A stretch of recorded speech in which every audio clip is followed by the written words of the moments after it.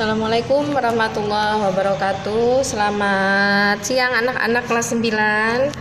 Apa kabar kalian? Semoga kalian dalam keadaan sehat walafiat dan selalu diberikan kesehatan baik lahir maupun batin ya. Kali ini akan kita bahas yaitu bertemakan cara mengendalikan emosi. Sebelumnya, emosi kalian perlu tahu apa itu emosi. Pengertian dari emosi, emosi adalah hasil reaksi tubuh dalam menghadapi situasi tertentu. Jadi hasilnya reaksi tubuh dalam menghadapi situasi tertentu pada saat yang ada di sekitar kalian.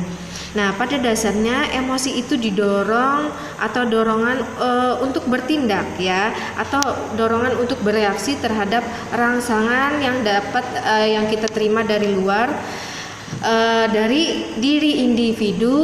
Contoh, misalnya emosi gembira mendorong kalian untuk berubah suasana hati, merubah suasana hati seseorang sehingga menjadi bahagia, tertawa, riang ya.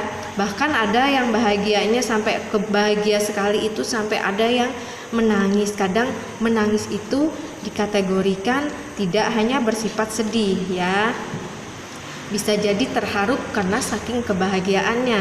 Nah, emosi di sini ada dua ya. Yang pertama emosi yang bersifat negatif dan emosi yang bersifat positif. Emosi yang bersifat positif itu biasanya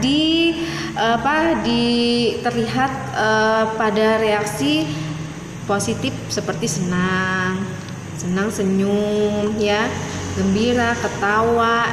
Kalian pasti tidak pernah lagi ini sering kalian lakukan di chat, WA, dimanapun kalian memakai handphone, media sosial, baik pun laptop, itu pasti ada muka-muka emosi seseorang ya, ketawa, bahagia, terus kadang ada emosinya yang berperilaku sampai melompat-lompat saking kebahagiaannya.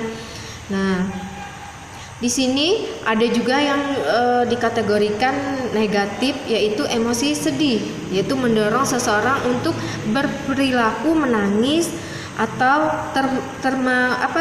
termenung ya, itu negatif. Sedih,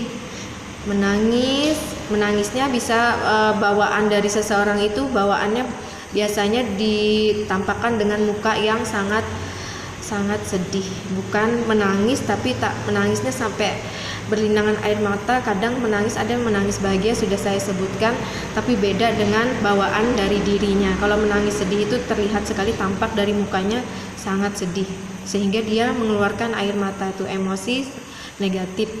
Terus marah itu bersifat negatif juga. Terus emosinya kadang agak sedikit kelihatan sinis ya, dilihat tampak dari muka, baik mata maupun mulut. Misalnya saja mata kan dengan lirikan tajam.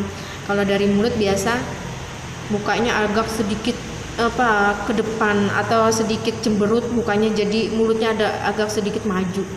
Itu emosi negatif. Perasaan marah itu termasuk negatif. Tidak sepenuhnya benar ya, kalau yang bersifat menangis tadi tidak sepenuhnya benar bahwa dia emosi negatif. Ada kalanya dia bersifat emosi positif. Nah, emosi tadi kita kembalikan, yaitu pengertiannya adalah reaksi tubuh untuk menghadapi situasi tertentu. Situasi yang dianggap di sini mencakup bisa emosi marah, malu, bahagia, takut, sedih ya, dan banyak lainnya. Nah, ada jenis-jenisnya emosi, yaitu emosi berkaitan dengan perasaan, itu ada jenisnya. Terus emosi yang berkaitan dengan kondisi fisiologis, misalnya sakit, meriang dan sebagainya. Terus ada yang ketiga, itu emosi yang berkaitan dengan kondisi fisiologis, misalnya cinta, rindu, sayang, benci, itu termasuk emosi ya. Macam-macam emosi. Nah, tadi macam-macam, kalau emosi itu terbagi menjadi dua. Sekarang ada macam-macam emosi, yaitu emosi marah, emosi sedih, duka, pilu ya, emosi iri, emosi takut. Ya, emosi iri ini sering membandingkan keadaan dirinya dengan orang lain. Ya, emosi takut, biasa ekspresi takut atau rasa takut dapat berupa lari menjauh dari objek yang penyebab yang ditakutkannya. Nah, di sini ada juga cara mengendalikan emosi. Nah, di sini ada beberapa cara, hanya 3 tips cara untuk mengendalikan emosi pada diri kita, termasuk saya pribadi, yaitu satu, setiap tindakan itu haruslah kalian didasari dengan akal pikiran yang sehat. Jangan kalian berpikiran negatif. Pokoknya dicerna dulu dengan akal pikiran yang sehat. Utamakan kalian berpikir ke arah yang positif. Nah, terus yang kedua, berpikir tenang. Jadi kalian jangan gelabakan atau merasa ingin gugup atau seperti apa. Cobalah untuk berpikir tenang akibat negatif yang mungkin terjadi pada diri kita yang kita terima dari situasi atau dari peristiwa dari luar yang kita lihat atau kita dengar. Yang ketiga yaitu berusaha untuk memaafkan kesalahan orang lain. Walaupun kadang kita sudah dari kata-kata memaafkan, tapi belum tentu hati kita ikhlas untuk memaafkan. Di sini kita harus belajar yang namanya ikhlas, yaitu kalian harus berusaha untuk memaafkan kesalahan orang lain. Nah, sekian dulu dari Ustazah. Mungkin minggu depan akan kita lanjut lagi dengan tema yang sama, yaitu bagaimana cara mengendalikan emosi pada diri kita ya.